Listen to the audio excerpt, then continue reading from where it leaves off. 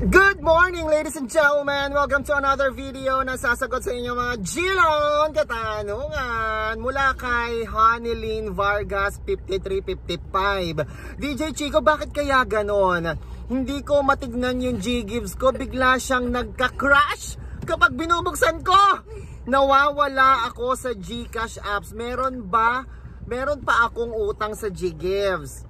Tapos alam mo, isa din sulsulera din to. Sabi niya, hala! Same po tayo ng situation, ma'am. Due ko nga po nung 16, di ko po talaga ma-open yung G-Gives. 14 pa lang, sana magbabayad na ako. Tumawag ako sa, tumawag ako sa customer service nila. Sabi, basic troubleshooting daw ginawa ko. Di pa rin kahit install and uninstall ka na. Ang app, akala ko ako lang ang may problema ng ganito. Sinisi ko pa yung CP ko. Oh! At mula naman kay Ivan Rain 23, isa ring sulsulera. Joke lang po. Baka magalit kayo sa akin. Same po sa akin. Wala namang maisagot si GCash kung bakit ganito. Nagbigay lang ng way para makapag payment ng G-Gives due. Yes, yun naman po, di ba? Kaya nga hindi nyo ma-open yung inyong G-Gives dahil inaayos po ito ni GCash, okay? At habang inaayos po niya ito, hindi po talaga kayo makakapag-apply or whatnot, no?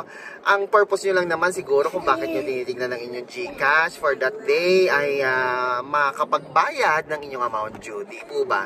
Alam niyo po ba may ibang paraan para makapagbayad po kayo ng inyong G-Gives amount due? Kung magbabayad lang po ang purpose ninyo, pwede po kayo magbayad sa pamamagitan po ng Fuse Lending Inc. Biller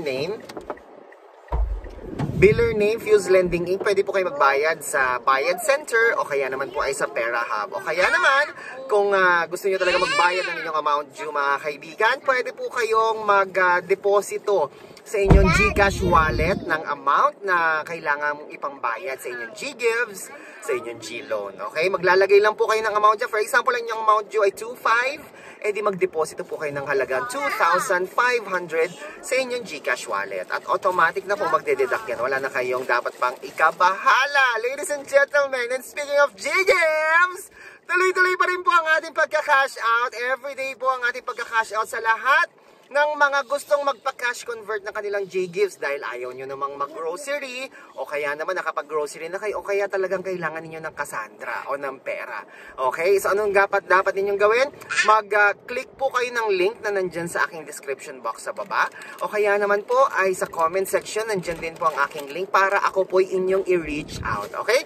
Kayo po ang magme-message sa akin at hindi po ako ang magme-message sa inyo kung nais po ninyo magpag-G-Gives Cash Convert! Ako po si Chico. Enjoy the rest of the day and God bless po.